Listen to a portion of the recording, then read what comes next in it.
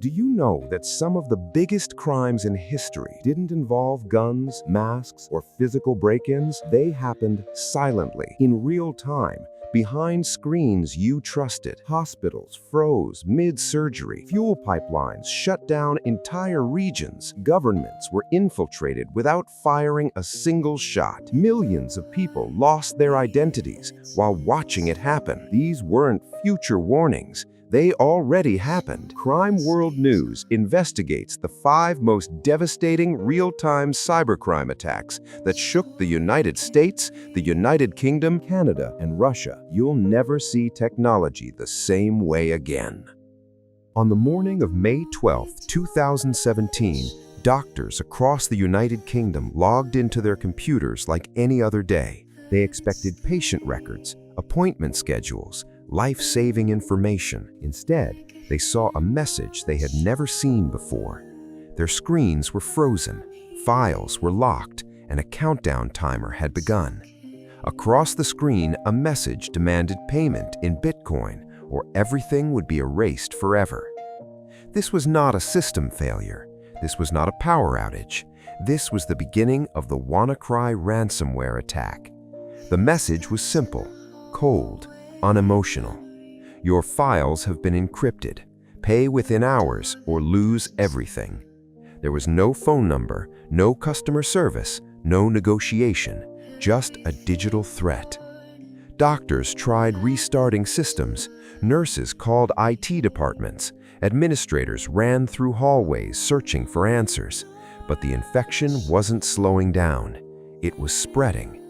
WannaCry wasn't just ransomware, it was self-spreading. The malware exploited a flaw in Microsoft Windows known as Eternal Blue, a vulnerability originally developed by the US National Security Agency. That tool was never meant for criminals, but months earlier it was leaked online by a hacking group. Once WannaCry entered a system, it didn't wait for a human to click anything. It scanned the network, jumped from computer to computer, locked files automatically. It moved faster than people could react. No country was hit harder or more visibly than the United Kingdom. The National Health Service was overwhelmed. Hospitals were forced to cancel surgeries. Ambulances were diverted to other cities. Doctors could not access patient histories. In some hospitals, staff were told to use pen and paper like it was the 1980s. Cancer treatments were delayed, emergency care slowed, lives were placed at risk, and it was all happening in real time. This was no longer just a UK problem. Within hours, WannaCry spread across 150 countries. In the United States, logistics companies shut down operations. In Russia, government agencies disconnected systems to avoid infection. In Canada, corporations shut down networks entirely. Airports, banks, universities. By the end of the first day, over 230,000 computers were infected, and no one knew how to stop it. Perhaps the most terrifying part wasn't the attack itself. It was the feeling of watching it spread without control. IT teams saw systems being encrypted one by one, files disappearing, access denied. There was no off switch. For many organizations, the only option was to unplug computers and pray the infection hadn't reached critical servers. This wasn't hacking in the shadows. This was a public digital disaster. The ransom message included a countdown timer. As the clock ticked down, the demanded payment increased. The hackers wanted Bitcoin, untraceable, irreversible. Some victims considered paying, others refused on principle. Governments advised organizations not to pay, warning there was no guarantee files would be restored. Every decision carried consequences. Then, something unexpected happened. A cybersecurity researcher noticed WannaCry was attempting to contact a strange web address. When he registered that address, the virus stopped spreading. It was a built-in kill switch. No one knows why it existed. But within hours, the damage slowed. By then, it was already too late. The financial cost of WannaCry was staggering. Estimates ranged between $4 and $8 billion in losses. But the real damage wasn't money, it was trust. Hospitals questioned their systems. Governments questioned their cyber defenses. Citizens questioned whether modern technology was actually safe. Investigations later linked WannaCry to North Korean state-backed hackers. It blurred the line between cybercrime and cyber warfare.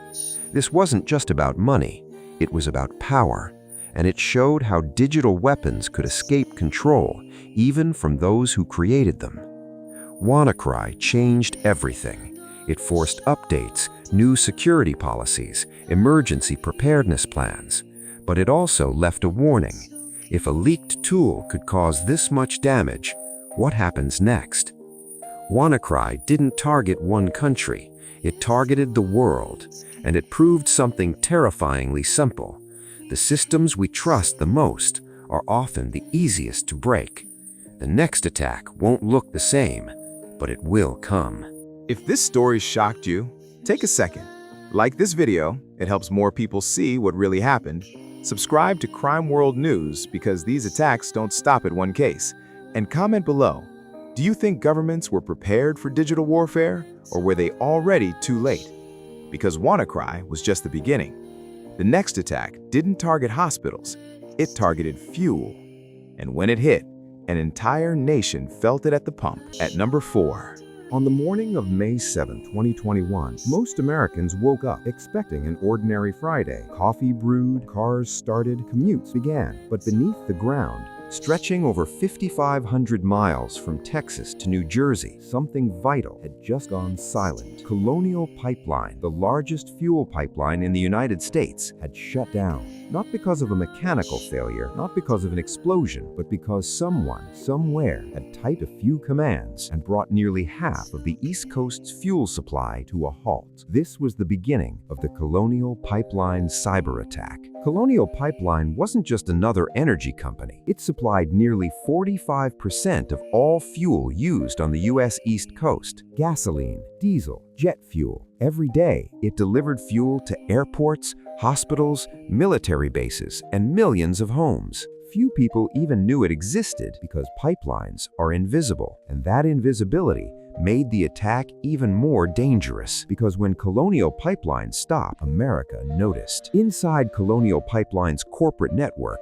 employees saw something no company ever wants to see: a ransom message. Files were encrypted, systems were locked, operations were compromised. The attackers didn't threaten explosions, they didn't make demands publicly. They simply said, pay or stay offline. This wasn't chaos, it was calculated. The group behind the attack called themselves DarkSide.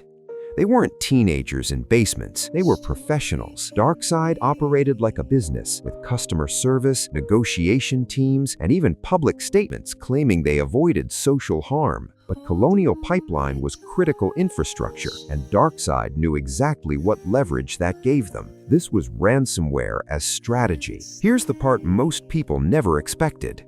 The hackers didn't shut down the pipeline. Colonial Pipeline did.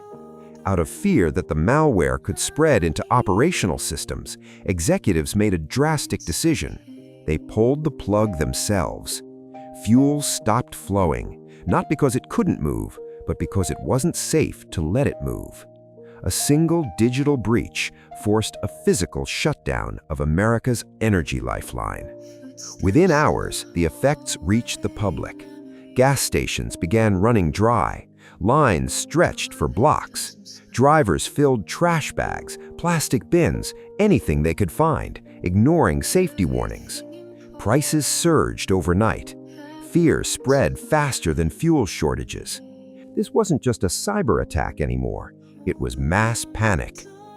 The U.S. government stepped in. The FBI launched an investigation.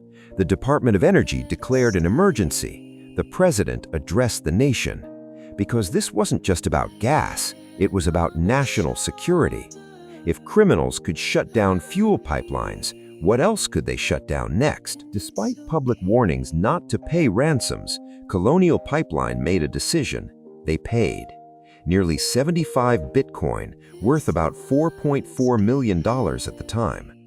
Not because they wanted to, but because every hour offline caused more damage.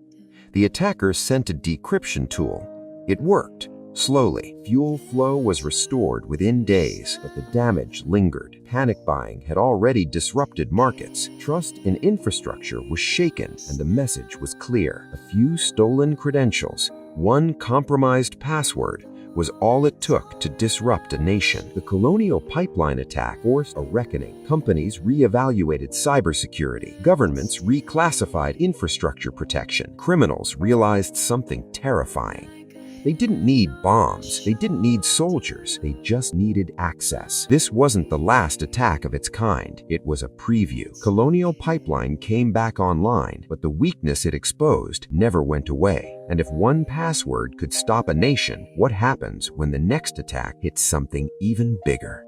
At number 3. In June 2019, Canada woke up to what felt like an ordinary day. People checked bank balances, paid bills, planned weekends. Desjardins Group, one of Canada's largest financial cooperatives, had been trusted for over a century. Millions relied on it to protect their savings, identities, and futures. But deep inside the institution, something had already gone terribly wrong. Not a foreign hacker, not malware, not a cyber weapon. The danger was already inside. The breach didn't begin with code. It began with a person, a trusted Desjardins employee. Someone with legitimate access quietly began extracting customer data day after day, month after month. There were no alarms, no locked doors forced open, because the doors were already unlocked. This wasn't a break-in, it was betrayal. The information taken was devastatingly personal. Names, addresses, social insurance numbers, bank details. Data belonging to nearly 9.7 million people, not stolen in seconds, but drained slowly, carefully, silently. Like blood loss, no one noticed until it was too late. Eventually, something didn't add up. Internal audits flagged unusual activity. Logs told a story no one wanted to believe. The threat wasn't overseas. It wasn't anonymous. It was one of their own. By the time Desjardins understood the scale of the breach, the damage was already done. When Desjardins went public, the shock rippled across Canada. Nearly half the country's population was affected. People questioned everything. Was their identity safe? Could their credit be ruined? Would this follow them for life? This wasn't just a data breach. It was personal. For victims, the consequences didn't end with an apology. Credit fraud fears, endless monitoring, years of anxiety. Identity theft isn't loud. It's slow, persistent, and sometimes permanent. For millions, trust in financial institutions cracked, maybe forever. Police arrested the employee responsible, but the arrest didn't undo the damage. The data had already changed hands, already moved beyond control. Justice came late and only partially, because in data breaches, time is everything. Desjardins faced massive consequences. Hundreds of millions of dollars set aside for compensation, class action lawsuits, regulatory scrutiny. But money couldn't buy back trust, and trust was the most expensive thing lost. The breach exposed a terrifying truth. The greatest cyber threat isn't always hackers. It's insiders. Trusted, ignored, underestimated. Firewalls can't stop betrayal, and security systems mean nothing without accountability.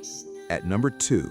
In early 2020, governments across the United States and the United Kingdom were operating as usual. Emails were sent, intelligence reports were filed, sensitive data moved quietly between secure systems. Nothing appeared broken, no alarms sounded, no systems crashed. But deep inside trusted government networks, an invisible intruder had already arrived. This wasn't a smash-and-grab cybercrime. It was a silent occupation. The attack didn't begin with hacking a government server. It began with trust.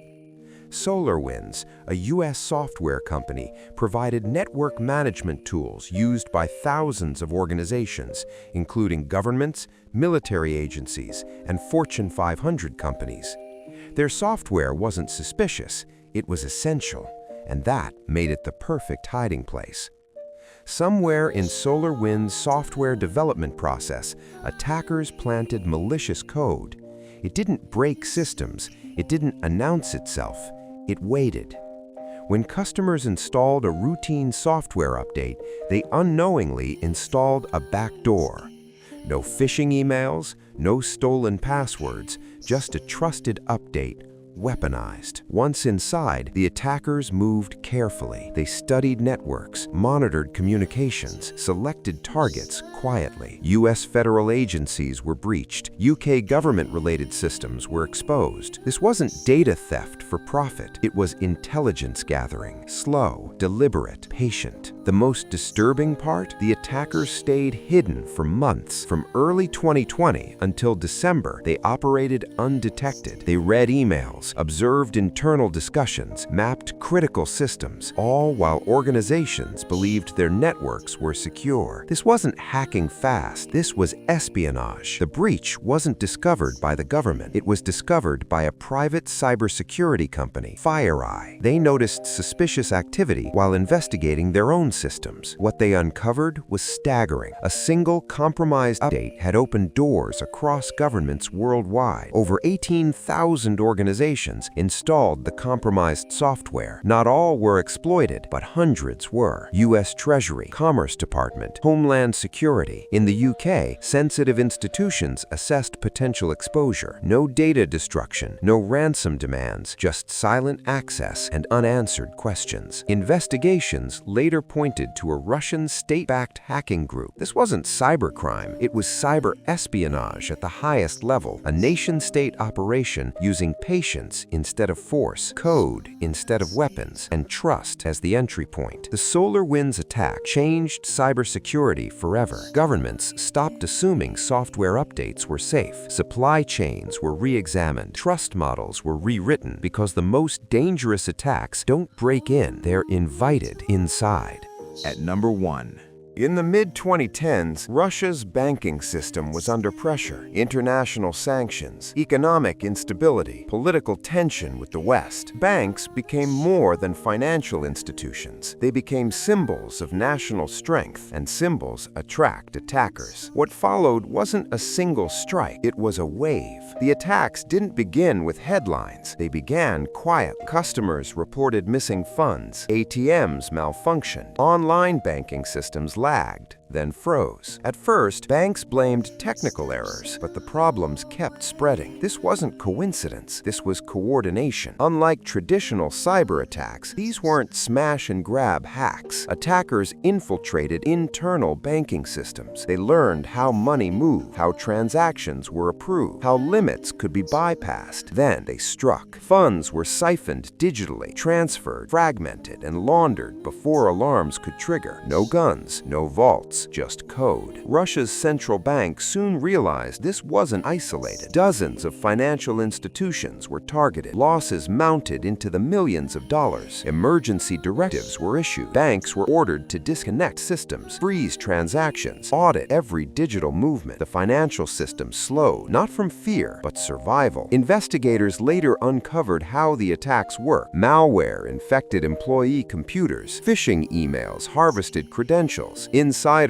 were sometimes exploited unknowingly. Once inside, attackers mimicked legitimate users. They blended in because the most effective disguise in a bank is looking like an employee. The most unsettling revelation? Many attacks weren't foreign. They were domestic. Russian cyber criminal groups, highly skilled, deeply organized, exploited their own system. Some attacks were financially motivated. Others were tests, proofs of concept, warnings disguised as crimes. As news spread, public confidence cracked. People withdrew cash, questioned digital banking, returned to physical branches. Banks reassured customers, but reassurance doesn't erase fear. When money becomes uncertain, trust collapses fast. Russian authorities responded aggressively. Cybersecurity laws tightened, monitoring increased, criminal arrests followed. Banks were forced to modernize defenses fast because the message was clear. Digital crime was no longer a future threat, it was present. The Russian banking attacks proved something universal. You don't need to destroy a country to weaken it. You just need to disrupt trust. Banks aren't just financial systems, they are psychological ones. And once confidence disappears, damage multiplies. These attacks didn't happen in the future. They already happened. And if a few lines of code can stop hospitals, fuel, banks, and governments, imagine what's next.